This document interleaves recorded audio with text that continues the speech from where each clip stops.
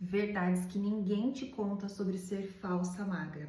Se você tá tentando emagrecer, você vai continuar magra com pochete, com barriga. Isso porque você tá focando na coisa errada. Não é sobre perder peso na balança. É sobre mudar a sua composição corporal. O seu corpo provavelmente é um pouco mais flácido, é um pouco mole, porque você não tem musculatura desenvolvida. E a única forma de você mudar a sua composição corporal é fazendo treino de musculação. É treinando e treinando pesado, treinando forte. Com mais músculo no seu corpo, o seu corpo precisa de mais energia para sustentar o seu corpo, ou seja, ele gasta mais calorias e você acaba emagrecendo. Só que aí você perde a gordura, você não perde o seu músculo. Para você não perder músculo, você precisa treinar pesado, você precisa se alimentar bem, você precisa comer muita proteína. Então não foca em emagrecer, em ficar sem comer, em secar, porque senão você vai ficar só flácida, só magra, um palito. Você não vai secar e ficar definida.